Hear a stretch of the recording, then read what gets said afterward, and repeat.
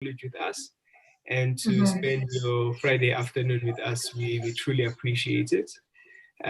So before we start, so Lefentse is my colleague, much more experienced than I am.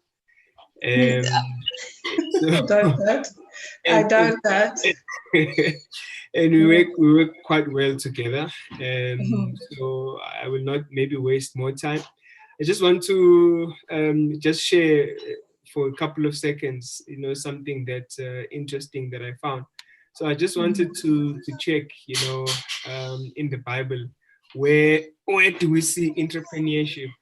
And stories that I personally know that I could find.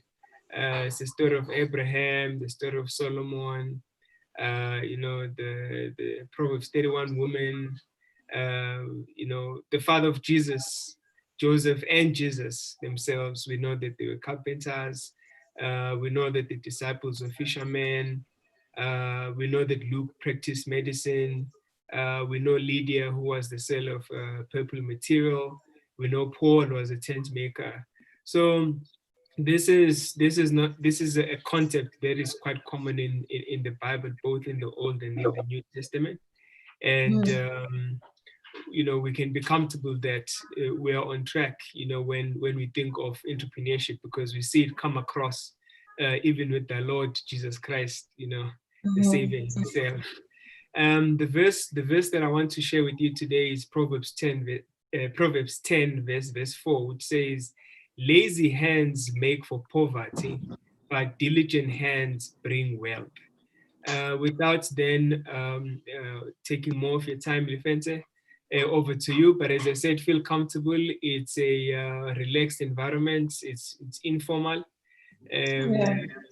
So if you want to ask us questions in between, just feel free. So we'll have about, as we discussed, about 20 minutes for your presentation, maybe 30 or so, and then we can engage after that. Over to you. Okay. All right. Thank you, everybody, for this evening. I don't know how many people are on. As Sanele, my name is Lefentse Chapman. I actually am a colleague of Sanele. Actually, I work in enterprise development, and actually I collaborate like daily with Sanele's team. And the thing that actually keeps me awake at night is how actually my team and I can assist small businesses. And we found that, it's been talked about internationally, nationally, local, just to say funding is a problem. And I've always argued that, is it the funding that's the lack of funding that's a problem, or is it because the funding is there, is the access to the funding that's a problem? And in my division, actually, we work with a lot of emerging entrepreneurs. There's a lot of sound behind. I'm not sure. Okay. So in my division, we work with a lot of emerging entrepreneurs with a lot of knowledge, with good business ideas. But a lot of the time, they come to us, and yeah. Okay. One second. Okay.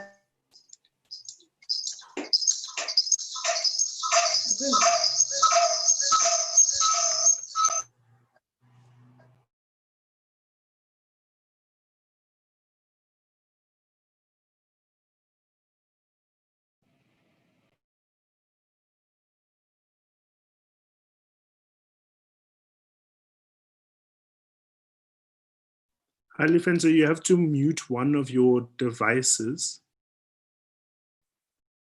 and just use one with the audio.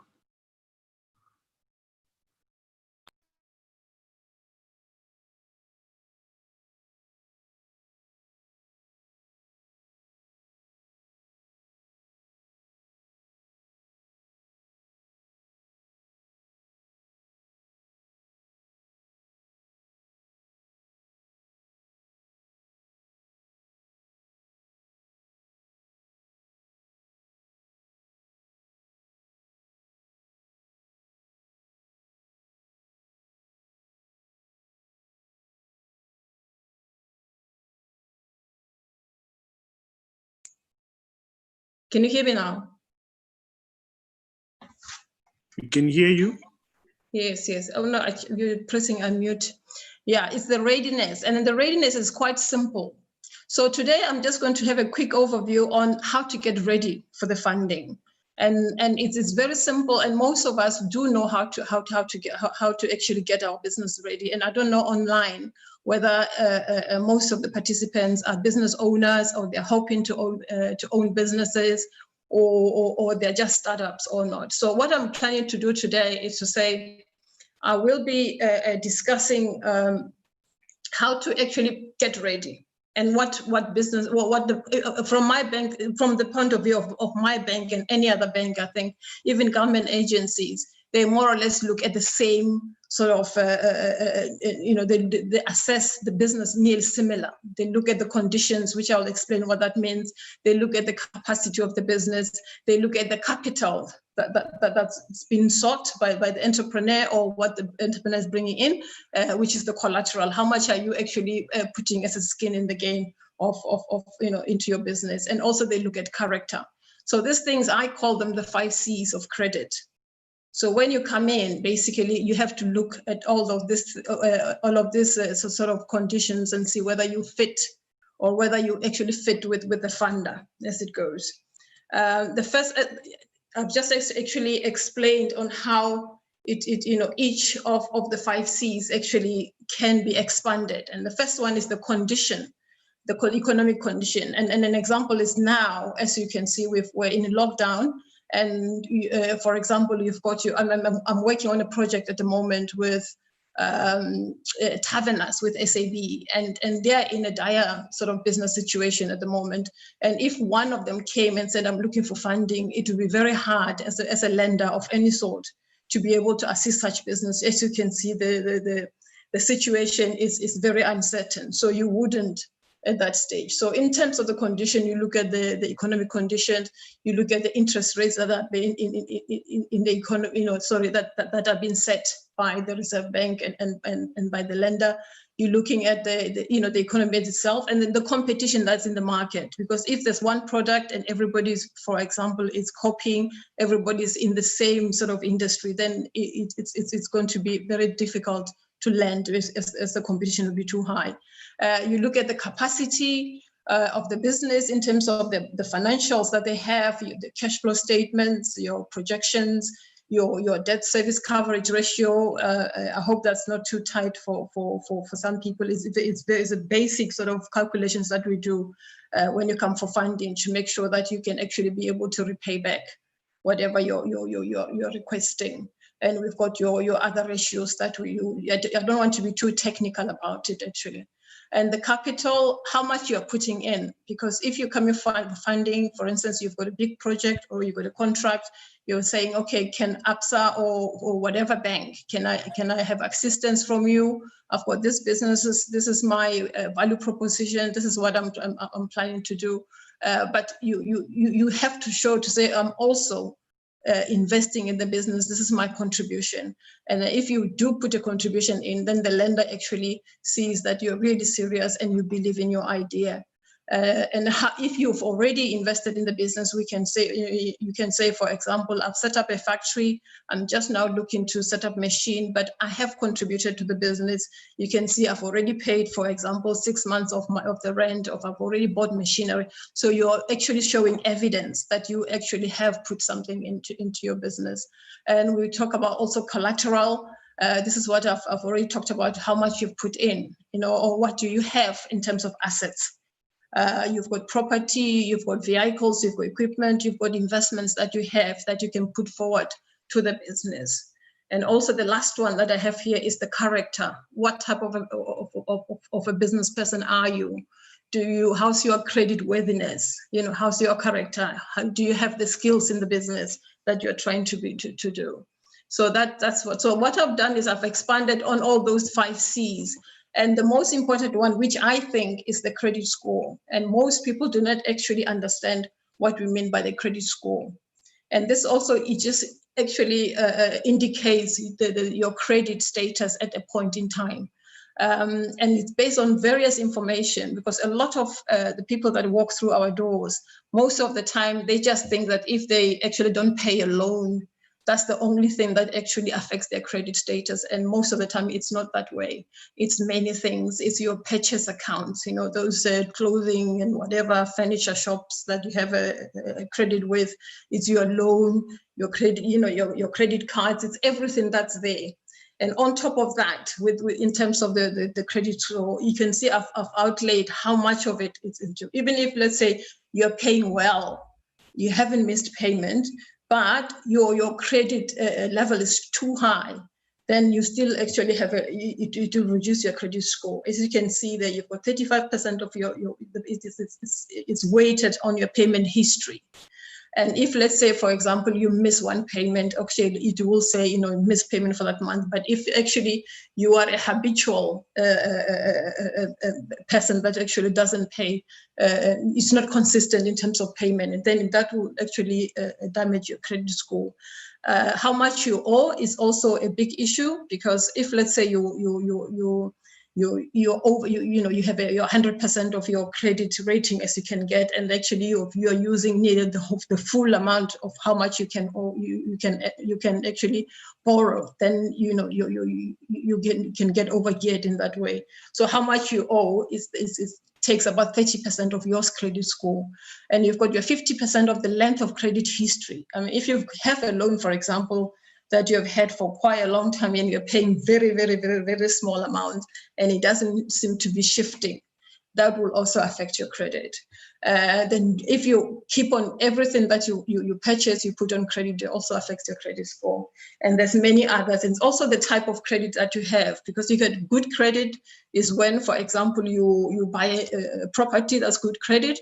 But if you go and buy clothes on credit, then that's not the best credit. So the type of credit that you have will also actually affect your credit score. And lenders, normally, when you go to them, they would look at both your credit score and also your business score, because most people don't actually realize that your business also has its own score. So we look at both your personal and the business score. And the second one, what I've just done is to do a good breakdown. I think some countries have different scores that they put on there. But as you can see, it gradually goes from your green, which is over 750 and over. This is where if you walk into any door of any lender, you will actually get some credit. And you've got your very good, as you can see there, 720 to 749. This is okay. You can still get some credit. And then it goes from that excellent of green, as you can see, to below 619. And this is very poor. This is where you probably go to Mashonis, and sometimes even Mashonis won't give you anything if you have really, really very bad credit. So you can see on those. And what's good about it, at our disposal, we've got your credit bureaus that you can use to check your score. Your Experian, you've got your TransUnion and your ClearScore. I mean, I now currently use ClearScore. I found that it's a free one. You just register, and monthly you can just check how your score is and then rectify it that way. So how to clean up your score? You can monitor your credit report, and what I like is annually you're able to receive one free credit. You don't have to pay for it. It comes to you. And what I like about it is every year you get a reminder to say your credit score is available for you. But the ClearScore one is monthly. I use that all the time. And what I like about the credit report is you can also dispute any inaccuracies that you can see on your report. Because if you see something that you don't recognize, you can always appeal. And when you put in an appeal, they sometimes take it off for about 4 weeks from your score, and then they do the investigation. And if it's somebody that's it's something that's it's never there, they will remove it permanently. But if there's actually evidence that is a true reflection of your credit, then they will actually put it back on. And then also it assists you to actually check on to spot any identity or credit fraud. Because most of the time we don't actually check this. Most people, some people that I've met have never actually seen their credit score. And with this day and age of all this identity theft, you don't know who is actually using your credit card, so or your ID. So it actually can help you to rectify that and spot it. And also to be able to clean up your score, you have to manage your debt. You know, and I've seen a lot of, I know that when you get calls every time to say, please pay, we have the tendency actually of trying to avoid not picking up the phone and so forth and so forth. So, but that doesn't help. For me, I think just face it and actually request a payment plan. I mean, most of the time, most of the lenders are very good in that. They'll say, okay, show us, do maybe a monthly budget. Can you actually check how much you can be able to honor and pay monthly? And then they'll go according to your budget. But if you, let's say, actually you request a payment plan and you do that, you have to make sure that actually you honor it. I mean, even SaaS, if you've got issues with SaaS, you're able to go there and make a payment plan. But you have to honor that, because once you skip even the payment plan, then you get into trouble there. And then you have to avoid reckless credit. And then limit application for credit. And one thing for sure, it's good to, paying bills on time will actually help and actually to rectify your credit score. And then if somebody comes to you and say, here's a credit card, you can get 50,000 or whatever, it's an example. If you don't need the money, there's no need to take it. So your balances are low and everything, and you make sure that you pay them off every month. Bank account conduct. Most people don't understand that your bank account conduct actually affects your credit status, because, for example, if let's say you've got a debit order coming out, maybe your bond is going to come out, make sure that the day that your debit order or whatever is coming out of your account, there is funds, because even if it misses today and you go and pay cash the next day, it is already shows as a non-payment. And you can actually negotiate. I mean, most of companies have 2 payment cycles. You can always go back and say, you know what, can you please withdraw money from my account on the 23rd, because that's when my money comes in. So you don't just let it that every month you miss a payment. Your money comes, you pay, but at least it still records you as a non-payer. And the third one that I put there in terms of under the character is your personal qualities. And this is just to say your experience in the business is taken into consideration. And once you've done work, I mean, we've worked with a lot of your construction companies. And once they finish work, it's good to say, you know what, are you happy with my work? Can you please give me a reference? Because it actually put weight on your application to say, okay, this person is a completer. If we invest money in this company, they will complete the project, and that's how it will work. The existing relationship with the lender or the banker, this one is very important. I mean, when businesses walk through our doors, I always say to them, which bank are you with? If they're with us or any other bank, do you know the name of your banker? And most people never do. And I believe that as a business person, you definitely have to know who your banker is, where your main account is. And you don't have to go there when you're actually in deep trouble. It's to have a relationship with your banker to say, you know what, this is my business, this is who I am. I'm not looking for funding at this stage, but if, let's say, I was looking for funding, what would I be able to qualify for? Is there any technological innovations that have been brought into the bank that I can use, that they can assist my business? So I think that relationship is quite a good one, because once you need the funding, the banker knows who you are, and then they can always be able to assist you. And I've put in there credibility, trustworthiness, because if you walk in and somebody says, okay, have you got any debts that we should know about? You have to be truthful. Do you have any, any judgments against you? You have to be truthful, because lenders like the banks or even the government agencies, they've got access to the credit bureaus and so forth. I mean, I remember one day a lady came through requesting finance, and I said to her, do you owe anybody? She said, no, I only owe, I've got a 22,000 debt that I'm disputing. It was rent, etc., etc. So we went and checked with one of the bureaus, and we were using Experian at the time. And we found that she owed 2.5 million to SARS. I mean, that's been dishonest, because that's the first thing. You can never forget that. because if let's say you've got issues like that, then sometimes even if we can't fund you, we can assist you and guide you and say, go there and try to sort this out and then come back. But if you're hiding it, we find out about it, then we find that, you're not that credible. So we don't even believe anything else that you put in through we'll have to scrutinize everything that you're telling us about. Owner contribution, this is called the skin in the game.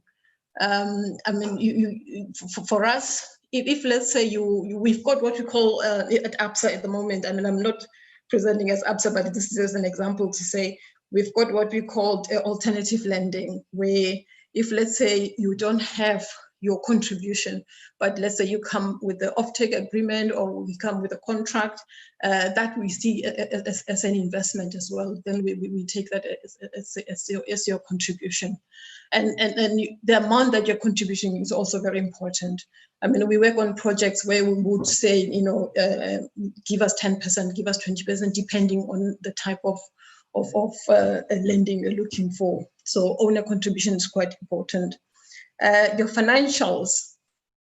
In terms of capacity, we need to be sure that there's affordability and repayability by yourself as a business owner. And the only way we can be able to assess that you've got affordability, you've got repayability, is your financials. And so I always actually advise small businesses to say, you know what, the day you open doors, please ensure that you record your income and your expenses. So when we do need the financials, then actually for something we can be able to assess to see how much we can lend the company, how the company is doing, and be able to assist you as a company. And normally, I think most businesses, their financial year is end of February. And if let's say you come to us in July, we would request the previous year financials, but we'll also then request the last 3 or 4 months, what you call management accounts. So, but if you don't do financials, it's very hard to be able to find you in that regard. So, and normally, a lot of businesses don't care. Actually, they don't do. So they don't care when their accountants do their financials, and most of the time they miss opportunities because of that. And I've always said to businesses, when you have an accountant and you're signing up a contract with this accountant, put timelines in there, put an SLA in there to say, you know what, my financial year is 28th of February. Can we agree that by maybe end of March or end of April, you have completed my financials? Because a lot of people get tenders, they get contracts, and then they need to actually start working on the projects, and then they have to wait for financials to come through. And most lenders, if you're due financials, will wait for those financials, and that you can make, ensure that you miss opportunities in that regard. So financials are a good indicator of the affordability of the business. Cash flow is part of, we evaluate the cash flow of the business. And if let's say you're a new business and you don't have actually historical cash flow, you're doing forecast, you have to make sure that forecast is very realistic. You can't be saying that you're selling, you're opening a hair salon, but you're hoping that every month you'll be making a million or 2 million. Then we'll know that you don't know your business very well.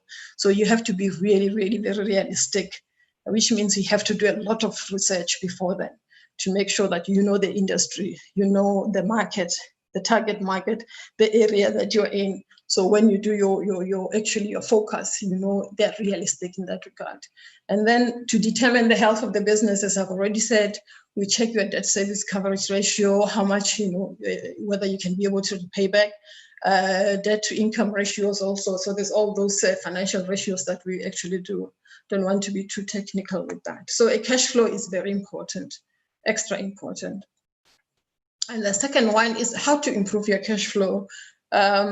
Negotiate better terms with your creditors. Most of the time, as we know, if you're a new business, it's very hard to actually negotiate because they don't know you yet.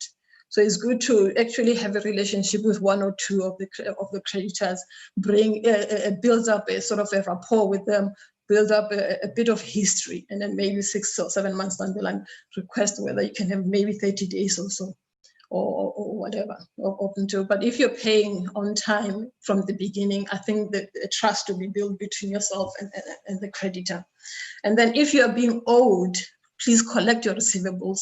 Because most of the time, I mean, for example, we had a gentleman that walked through our doors a few years ago who had an engineering company. They were project managers for this huge construction projects that were done by government and some agencies.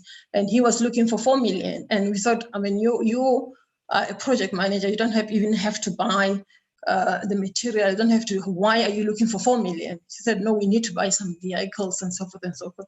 And when we actually checked their receivables and everything, we realized that, you know, for about 4 years, they have not been collecting the invoice, but they didn't have systems in place within the company to actually collect back the funds. And they were being owed about nearly 5 million. And we thought, if you guys, you don't actually need the funds, you need to be taught on how to be able to actually collect your receivables. And after they've done that, they didn't even have to come for funding. So which means their systems were not in place to start with. And minimize credit allowances. My belief is if you're a small company, you're a startup, you cannot afford to give anybody any credit. I mean, most people are saying, okay, I need the customers, I need to keep them. So everybody's giving 30 days, I should give 30 days. If you can, you can't. To me, I just think it's good to be honest and say, you know what, I would like to, but I'm still a small business. I cannot carry the 30 days. Maybe 8 or 10 months down the line, I can be able to do that.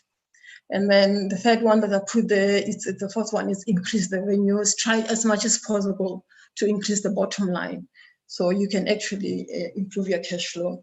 Reducing inventory and operating expenses, that's a given there. And then trying to pay off existing debt that you might have. This is just some of the sort of pointers on how to improve your cash flow. Anyway, that's it. So the conditions that you can actually, the lenders can actually have a look at include your interest rates, the principal. This is basically just to check whether the industry of the business, the competition around you. So the loan that you're requesting, as you know, it will have the principal, it will be the interest rate.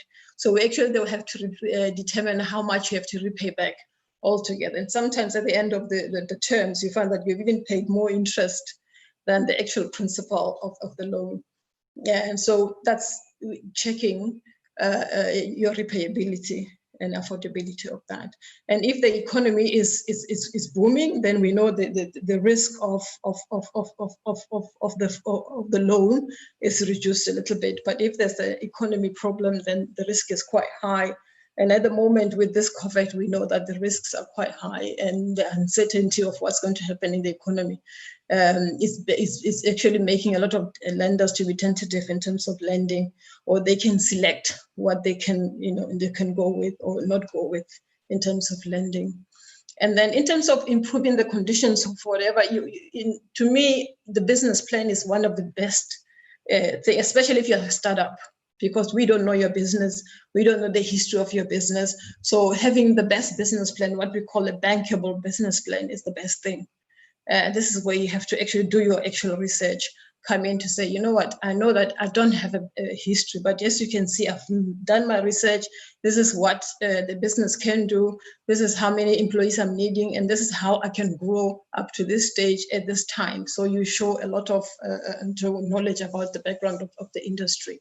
And also, if let's say you show your expertise, for instance, I mean, you can't come in and say, I'm looking for funding as in construction, where you do not even have any knowledge of the industry, unless you say, you know what, I'm project managing, but I've actually hired the skills. I've got capable staff that I'm paying who are actually expertise in their sector. Then that's something that's also acceptable. And also, when the time is right, you have to actually apply for credit while your business is doing well. As I said before, you have a relationship with your banker, and you actually go in and say, you know what, I don't need an overdraft now, but can you just go and see how much I would need, I would have if I were to request it today, and they will do so. But most of the time, and I've done that, I've run a business before, and I've actually not waited until things were really wrong run out of cash, started missing payment. At the time of missing payment, then I'm wrecking my credit score. By the time I run to the bank to say, you know, please, I need assistance, it's already late. And I've actually reduced my score, and then my chances of actually getting a loan are very reduced. So it's quite good to actually go while it's still time. Even if you have an overdraft, and even if you're not using it, at least it's there for those rainy days when you do need it, rather than go when things are really bad. This is just the last bit of it, how to prepare actually.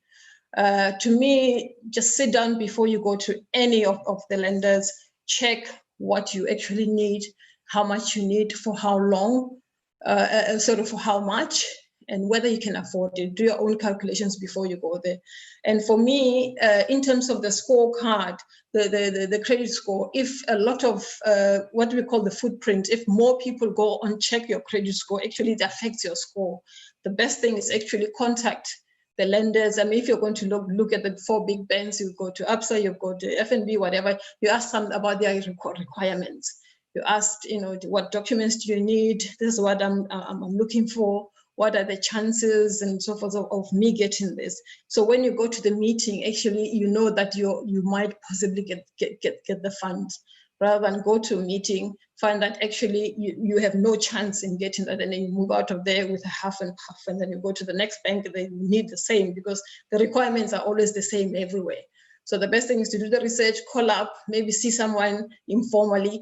How much would you be able to prepare to give? Is this the type of business that you think your organization will be able to support?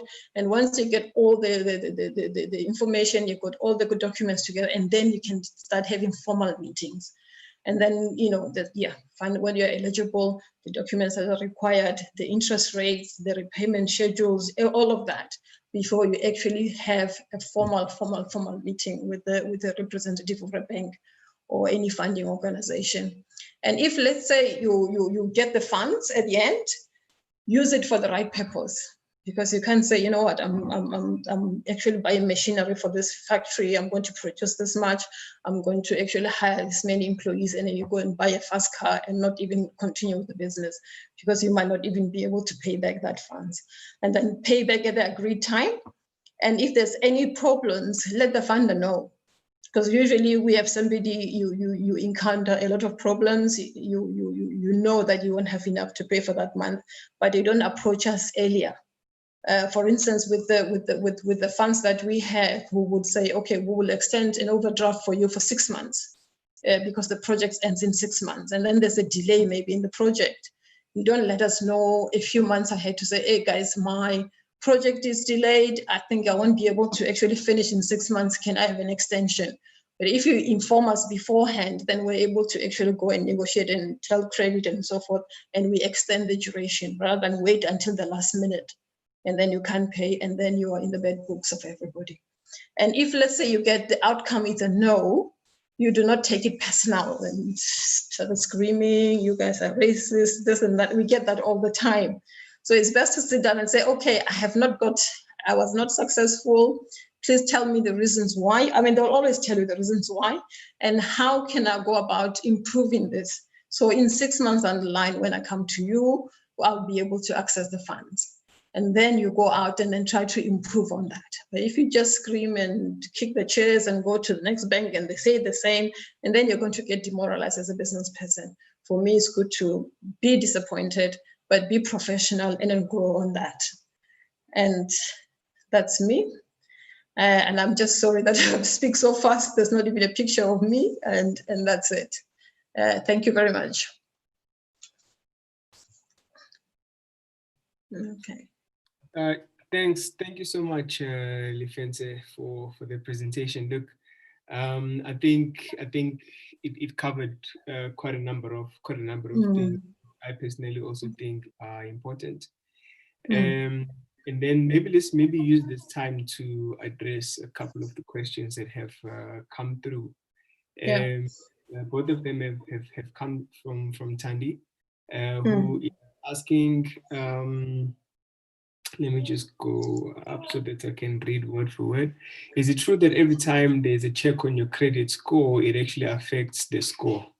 For example, the more checks done may mean you are attempting to apply for credit that reduces your score. Is there debt that doesn't get registered on your credit scoring, example, like a TV license? So I'm sensing that those are two questions. Yeah. Yeah, the first one, yes. Each time there's a footprint on your credit score, it does affect. So no one is allowed to go on your credit and put into without your consent. So that's why I'm saying each time you actually go on to check your report, make sure you check. It will tell you who's been on it. And if it's a name or whatever organization you don't recognize as giving permission, you should actually make a complaint. Yes, it does affect. And there's some that do not affect that much. For instance, if you're looking for rent, you're looking for premises to rent, and then they would check your credit. That's acceptable. But it's when you're actually looking for funds, then it will show that. Yes, it does, because it shows that you're stressed. You're looking for funding, so you're in a position that you're needing assistance. It affects. That's the answer. Okay, thanks. The other question was, is it true that you must have some debt to show how you manage it, or do monthly expenses like rent, etc. count? That's true. I mean, I've had a lot of people complain because there's two extremes, actually. There's an extreme where you're reckless, you've got so much credit and everything, and you get into trouble. And there's the other extreme where you're so at your best behavior and there's nothing. And that would cost you a lot because the lenders don't know your history, they don't know your character. So I'll always advise people to say, you know what, it doesn't stop you going into maybe a store, getting a little store card and with a limit of 100 Rand or even 200 Rand, just that. And then buying something and then pay monthly, even if it's 50 Rand or whatever, or getting a credit card of 100 Rand and then just paying it off monthly. If you're going to spend 100 Rand on food or clothes, just use that and then pay off. So just to create a footprint.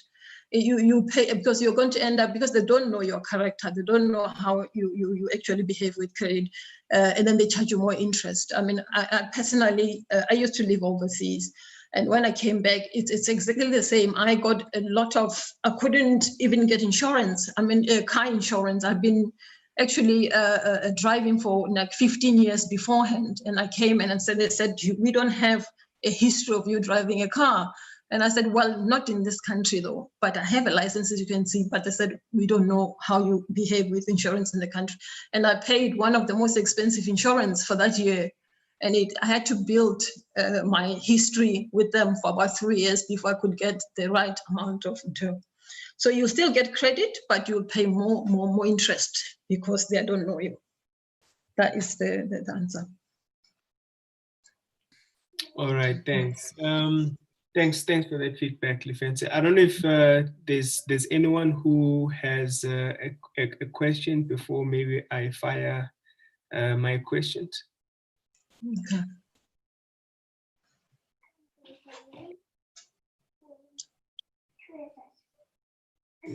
Okay, maybe whilst people are thinking, we can. So, guys on the line, if you have a question, you can type it, or you can just mention it as we go along.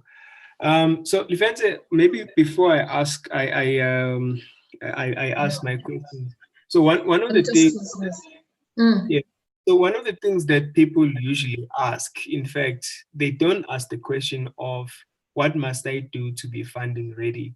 They usually ask, where should I go to get finance?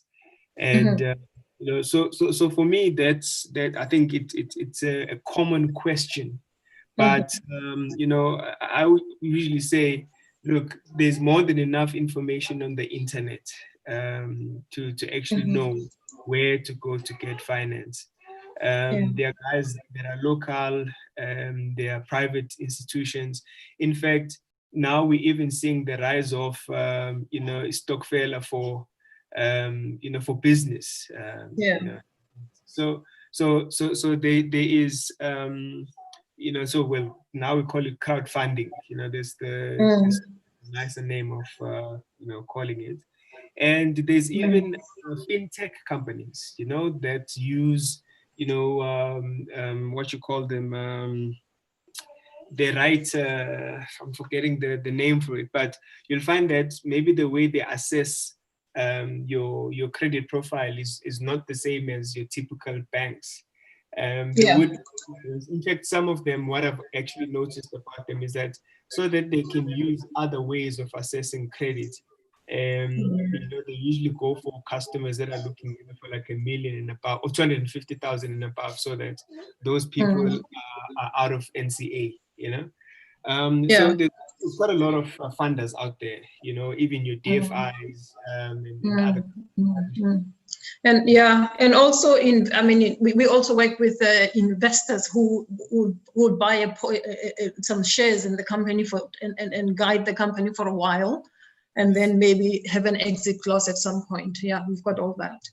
Okay. So it just depends on the type of business you're looking for. Yeah. Sure. I think Tandi wanted us to maybe emphasize on the question on is there debt that doesn't get registered on your credit score, like TV licenses?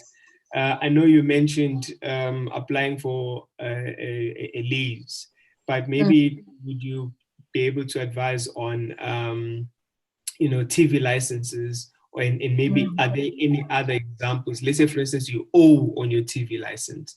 Does the TV license get registered on the credit bureaus? No, TV license doesn't. It doesn't. Because I knew that I went away, came back 15 years later, and then I was told you're owing, but it was never on my score. So it doesn't. Okay. It doesn't register. Yeah. All right. Tato is asking, is there a waiting period after being rejected for funding before applying again? It depends on the conditions, the reasons for the rejection. If it's maybe, there's no like waiting. I mean, if it's maybe your credit score, you go and then they'll tell you, this is what level we want you to be at, and then you go and rectify. If it gets that level, you come back. There's no like a waiting period, as long as you've corrected what they've asked you to do. I mean, it's what we call conditions of grant or whatever. No, there's no waiting period. As long as you've corrected, that's it. All right. Yeah. Okay.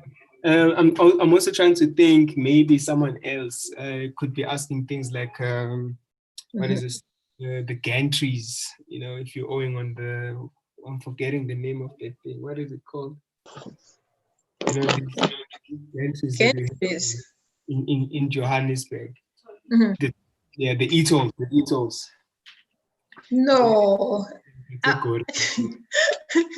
I don't pay for e-tolls, but I haven't. I get letters, but it's not on my score. My goodness, I sound like a delinquent. No, it's not. It's not. No, you don't. No. All right. Okay. Yeah. And then the other one, I think this is Segos asking, how do I know what kind of finance I need? For example, when is it the right time to get equity versus when should I look for debt? Say that again, Esanela.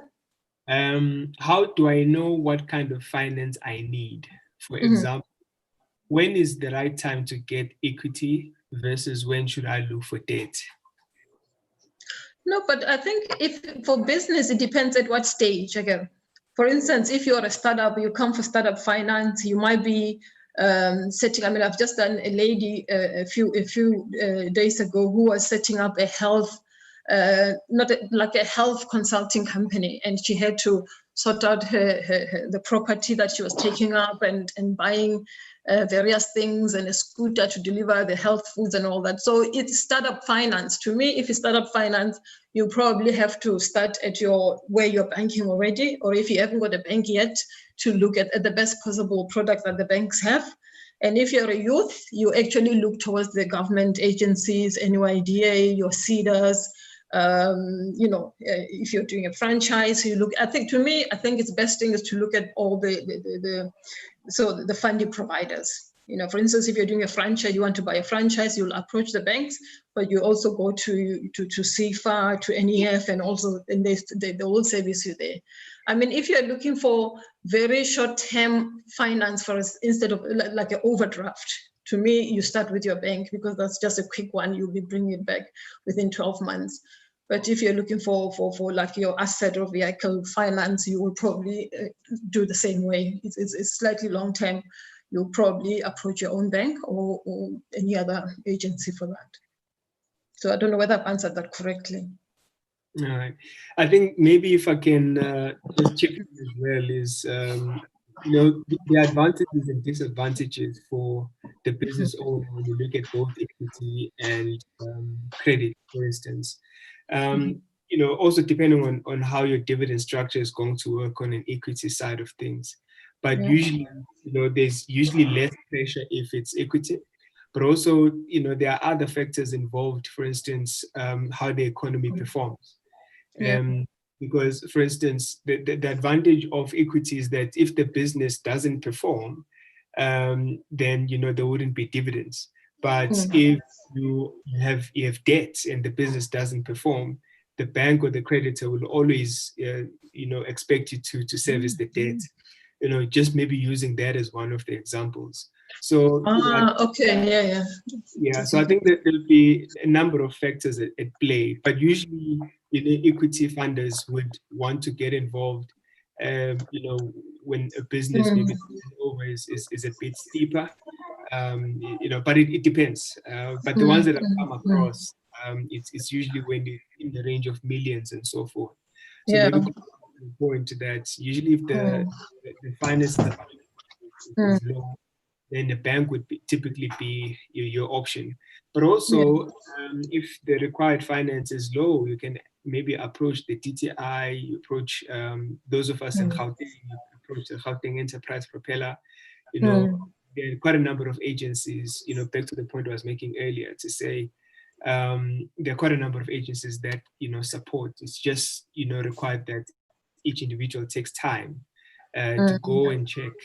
But the point that I wanted to close off with that statement is what I'm finding is, the perception usually is that if you go to a DFI, their funding requirements would be much less stricter, or even the agencies that give grants. But what I've come across is that, in the different engagements that I have with them, whether you're going to a government entity, you're going to a private funder, you're going to a credit provider, the requirements are almost identical. So, which is why, for me, I think the conversation of being funding ready is much more important than answering the question, where can I go? Because not a lot of, it's not common information that you can find everywhere, but it's important information, because once you present yourself in a fundable way, then the chances of success for you are higher. Maybe just one other question, Lefentse, is that what is the common reason why let's say, for instance, small businesses fail to get access? So that maybe those who are listening, if we want to go to the bank, what are the critical things that we should look out for? Maybe from some of the things that you've mentioned, maybe which are the top 3 things that we should just make sure that when you're going to apply for finance, those things are up to scratch? I think for me, it's your credit status, basically your behavior in terms of funds. That's number one for me, and also your top line. Your credit. If you're a startup, then your focus, or if you're existing, is there repayability or affordability? Most of the time, there's no affordability. I mean, we've just done a few days ago, we were calculating a petrol station for somebody was buying a petrol station, and there was no, you could see that there would not be affordability to in terms of repaying back the loan. To me, that's just your capital, the capital that's put in and capital that's coming out of the company. And the third one is the experience. To me, the jockey is very important. You can throw as much money, you can throw as much anything, but if the jockey hasn't got the expertise or the business acumen to run for the business, it's a problem. And you know, Sanel, when we some of the documents that we require, we want to see the CV. We want to know, to get recommendations from previous clients to know that if, for instance, we're funding you under the contract financing where you don't have to put anything and we just put reliance on the contract, then you are the most important person as the jockey, because it's up to you to complete the project so you can be able to repay back. To me, it's the acumen of the jockey. So for me, credit status, the affordability and repayability of the business, which is your balance sheets and everything, and the cash flow, and then also the jockey themselves, the expertise. We have remember a few years ago, well, to last year, we've been having a lot of people coming through. They used to have somebody with no expertise in trucking or logistics would come with a contract of 100 million. You don't know how they got that, and you ask them, have we ever been in this industry? Have you done anything in the industry? And it's a no. Have you ever tried to do a course or go to do some practice or practicals in a company in this industry? They say no. Then I probably won't give them money because you don't have the expertise in that business. So, yeah. Oh, fantastic. Guys, maybe we can have one more round of questions. Are there any questions or points of clarity from the floor?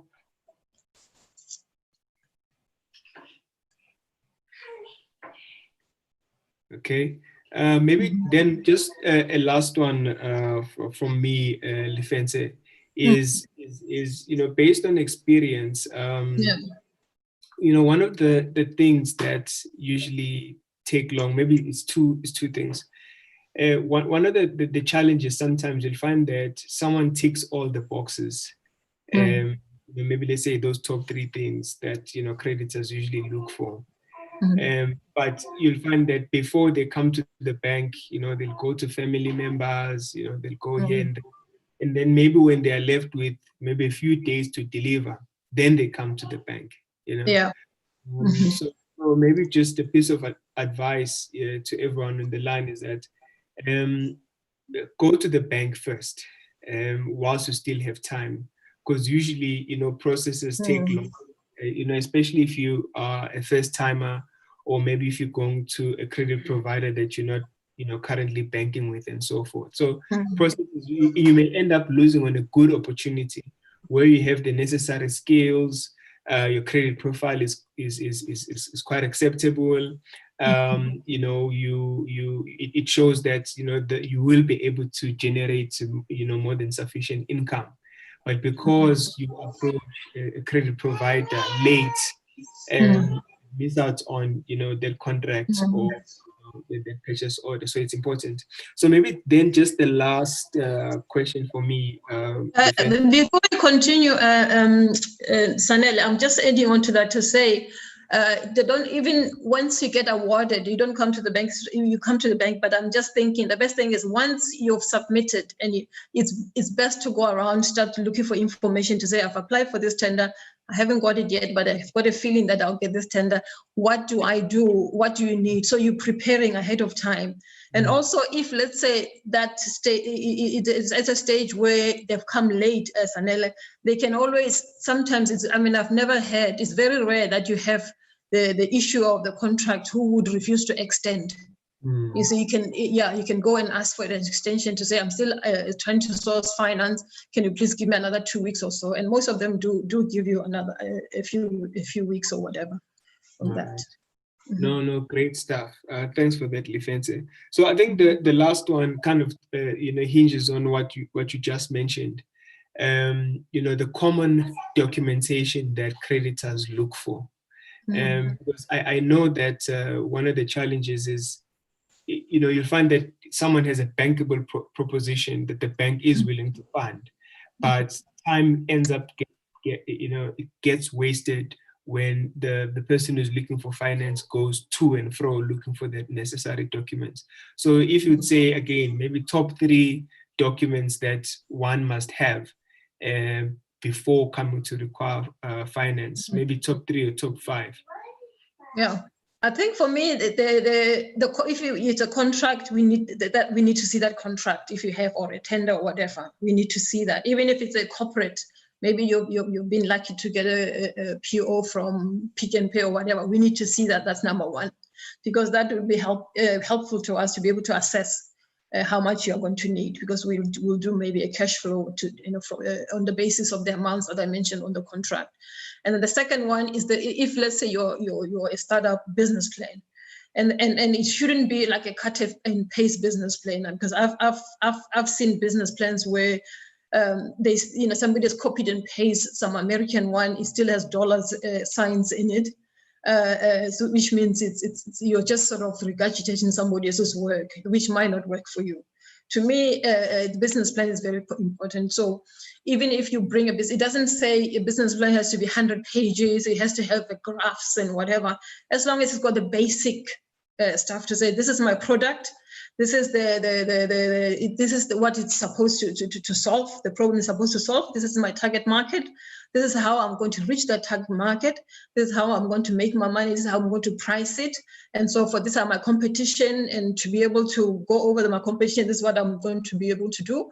This is my operations plan, and so forth. So it has to have those basic elements which are very important in it.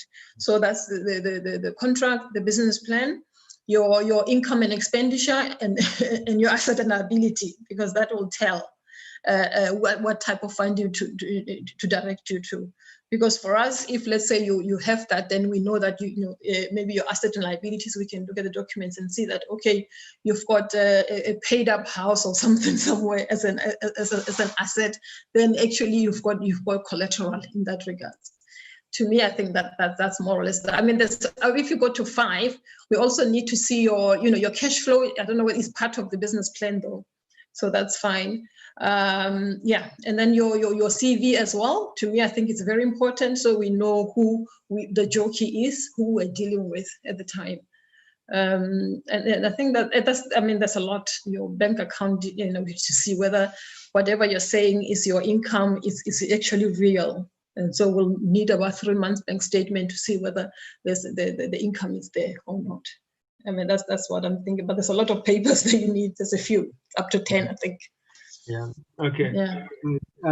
I think maybe just before Tato's question, which maybe would be the last one, because you'll find that there are certain businesses. A typical one for me is a restaurant or a saloon, where you don't necessarily have a business that is contract based. Where you can bring something to the bank to show that there is some sort of revenue that is formalized that you will receive. What becomes important, in an instance like that. So what can a person do if you're not in a type of business where it is contract based or purchase order based? What is it? How can you then show that there is repayment ability? What sort of documents or what should be contained in your business plan to show that you will be able to run a successful business and repay? I think for me, the focus that you have in there, your pricing, the focus. I mean, if you're talking about, even as an example of a restaurant, you have to make sure that you actually understand the industry. What is your input? What are your outputs? What your expenses are going to be? What is your revenue going to be? The type of food you're going to be serving? What is the target market? That will actually talk to the pricing of the business. I think, that if you haven't had it before, research will be the best thing. You have to show that you have actually done research in the industry. And you can even show examples, and it doesn't actually stop you going out there and then forming a relationship with other friendly competition and then getting experience in the industry. So when you come to us to say, I know how much a spoon is going to cost me, I know how much labor is going to cost me, I know how much the cook would cost me, how much a salt or whatever pepper going into this is going to cost me. I mean, for me, I just think that business plan is the requirements are standard regardless of the business that you're going to go in, as long as you can show that you're going to be able to generate some income from it. And then your growth plan as well, how you're going to grow. I mean, if your turnover is 100,000 per month at the moment, you have to show us, like, in 5 years, is it going to be doubled? Is it going to be 3 times? So, are you just going to be stayed on the same sort of amount, or what? So your growth plan, your strategy should show and shine to say this is what you're intending to do. That's my thinking. Yeah. Thanks, Lefentse. Then the last question from Tato is, how do you shop around for funding without affecting your credit score? No, but requesting information doesn't give permission for anybody to go on your credit score. It's once you've made the application, you've signed the forms, you've applied, then they go on and they will even ask your permission, and they'll go on to check your score. So to me, if you are shopping around, just ask for information. That's, normal public information. What loans do you have? How much do you charge? How long do you charge in terms of interest? How long is the repayment? What type of business do you fund? Because some of the funding actually have exclusions as well, to make sure that the industry you're in is fundable. And once you have that information, then you can assess and then choose among there were 4 or 5 entities you have approached, and you can choose the best one. And then the ones that you've chosen, after you've done all that research, then you can go in and do your application, because then you more or less you have the best fit. Then they will go and check your credit. But if you are requesting information, they shouldn't be on your credit. They shouldn't. Fantastic. Thanks, Lefentse. Look, I think we have come to the end of our session for this evening. Maybe in summary, maybe how do we summarize today's presentation, Lefentse? Hi, for me, that's why I wanted to test my computer. It surprises me. The few weeks ago, I could see myself in it, but I couldn't hear myself. So I think when I got the sound, I blocked my video. So I think, yeah, but I just hope that, and sometimes when you do this presentation and something goes wrong, it actually affects a bit of your flow and so forth and so forth. I don't even think I introduced myself to say what my background is, but I mean, I hope, but the presentation was insightful, and I just hope that you guys are taking something away with. But I wasn't sure whether anybody's running a business or they're intending to run a business. But Sanelli, you can share our details, and then if anybody wants any assistance or whatever. And I can also share the presentation, because I just actually, when you said 20 minutes, I concised it. So there's more information to that I can share that could be helpful to the group. Definitely. And thank you for inviting me. Yeah. No, Lefentse, thank you so much for the knowledge that you've shared. I see, the guys are responding to say thank you. Yeah. Insightful.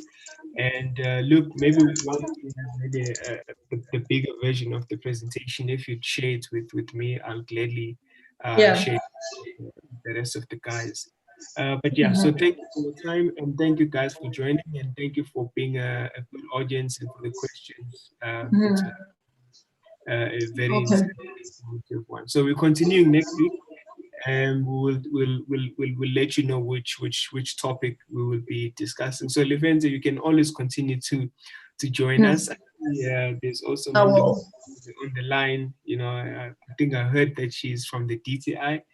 You never know, maybe she'll be the next presenter as well. So yay, she should, she must, definitely.